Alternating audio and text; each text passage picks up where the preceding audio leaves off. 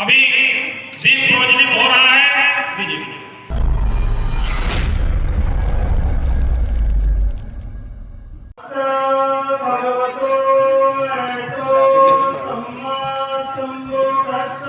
नमो तस्स भगवतो अरहतो सम्मा सम्बुद्धस्स। नमो तस्स भगवतो अरहतो सम्मा सम्बुद्धस्स। नमो तस्स भगवतो अरहतो सम्मा सम्बुद्धस्स। जगह जमीन देने की बात लिखा है, लेकिन कोई दे नहीं रहा है। लेकिन आप लेने पर मतलब है कि आप अपने हक अधिकार के लिए लड़ाई कर रहे हैं।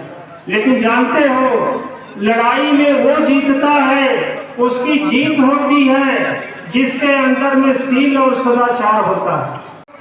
हमने ये भी देखा है, हम तो गांव-गांव जिला-जिला जाते हैं, निरंतर हम जाते हैं, तो हमने देखा कि कुछ लोगों को पट्टा मिला है, लेकिन उनको आज तक कब्जा नहीं मिला। 40 साल पहले पट्टा मिला था, 20 साल पहले पट्टा मिला, लेकिन गांव के दबंग लोगों ने उनको कब्जा नहीं होने दिया।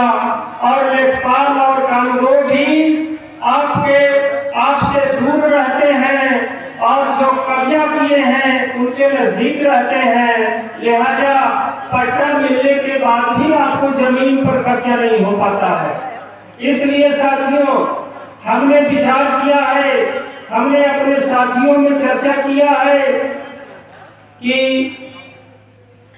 आप में से जो नौजवान हैं, 20 साल से 45 साल के बीच के उम्र वाले हैं, महिला हो पुरुष हो, सब लोग मिल करके बैकवर्ड भूमिहीन सेना का एक गठन होना चाहिए। भूमिहीनों को जो तकलीफ है, उस तकलीफ को दूर करने के लिए, उस तकलीफ में आपके साथ खड़ा होने के लिए, आपकी मदद करने के लिए पुलिस थाना पर, तहसील पर, जिलाधिकारी के यहाँ चढ़ाई करने के लिए, पूछताछ करने के लिए भूमिहीन सेना, भूमिहीनों की सेना की जरूरत है। तो इसका यदि गठन होता है, आप इसमें सक्रियता करते हैं, तो मान लो कि आपको पट्टा मिल गया, तहसील से आपको पट्टा मिल गया, लेकिन गांव में जाते हैं तो जमीन ही नहीं है। जमीन कहाँ है? लेखपाल चुप हो जाता है और बोलता है कि जमीन तो कहीं है ही नहीं। तो वो पट्टा किस काम का?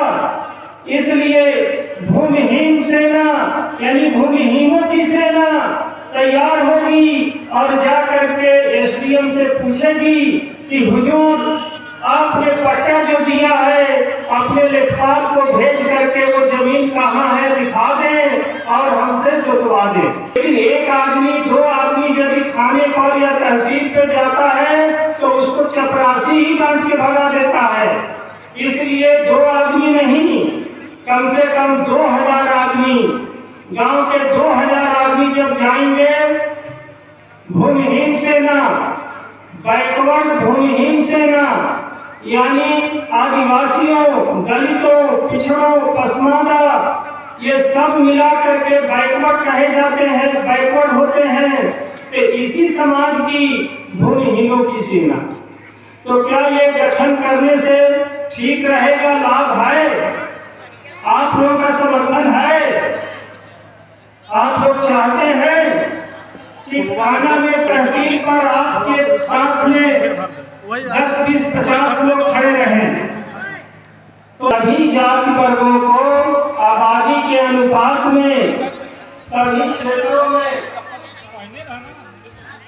क्षेत्रों में आरक्षण यानी हिस्सेदारी मिलना चाहिए। काहे कि हमें लगता है कि आपके लोग सरकारी ऑफिस में नहीं है, न थाने में, न तहसील में, न डीएम ऑफिस पर, न बिजली घर में, न सिंचाई घर में। तो इसलिए हमारी दूसरी मांग है कि आबादी के अनुपात में सभी क्षेत्रों में आरक्षण दिया जाए, हिस्सेदारी दिया जाए।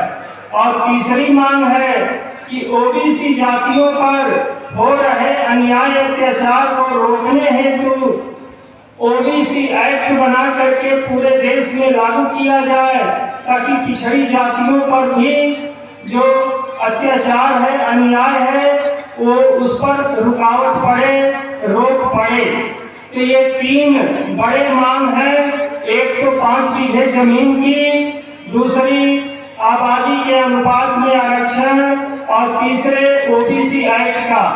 लेकिन साथियों, यहाँ पर समझने की बात यह है कि आबादी के अनुपात में आरक्षण, हिस्सेदारी तो तभी मिल सकेगी जब आपकी आबादी की गणना होगी। इसलिए हमारी ये मांग है सरकार के सामने कि जातीय जनगणना कराई जाए, ताकि ये मालूम पड़े कि किस जाति बिरादरी की कितनी संख्या है और उनको कितनी हिस्सेदारी देना होगा। आपकी हिस्सेदारी को तय करने के लिए जातीय जनगणना होना चाहिए। तो बताएं आप लोग, जातीय जनगणना होना चाहिए कि नहीं होना चाहिए? हाँ, होना चाहिए ना। तो सब 5 बीघा जमीन दिलाना, इसके लिए हमारा संगठन और हमने, गुरुजी ने पूरी तरह से ठाना है कि जब तक भूमिहीनों को, गरीबों को 5 बीघा जमीन नहीं मिल जाती, तब तक के आंदोलन जारी रहेगा, आंदोलन और तेजी से चलेगा। क्योंकि गरीबों के लिए, भूमिहीनों के लिए हम लोग पूरी तरह से समर्पित हैं। तरफ पलट कर नहीं दे कि उनका भी भला होना चाहिए और उनके खिलाफ हो रहे अत्याचार के खिलाफ आंदोलन होना चाहिए, और मजबूत और धारदार आंदोलन होना चाहिए, ताकि उनका हक मिल सके। लेकिन ऐसा नहीं हो रहा है। उत्तर प्रदेश में 2006 में राजस्व संहिता लागू की गई। आप लोग अपना हक अधिकार पाने के लिए, न्याय पाने के लिए भूमि अधिकार जन आंदोलन कर रहे, बैकवर्ड जन आंदोलन कर रहे। तो आपको मैं बताना चाहता हूँ कि जिनसे आप अपना अधिकार मांग रहे हैं, वो लोग बहुत मजबूत हैं। वो लोग बहुत मजबूत हैं। आपको जमीन वो देना नहीं चाहते, लेकिन आप लोग हैं कि आप लोग लेना चाहते हैं। वो देना नहीं चाहते, आप लेना चाहते हैं कि 5-5 बीघा जमीन हमको मिल जाए खतौनी के साथ। काहे कि उत्तर प्रदेश में कानून बना हुआ है। उत्तर प्रदेश राजस्व संहिता 2006 की धारा 126, उपधारा 1, धारा 63, धारा 64 में आपको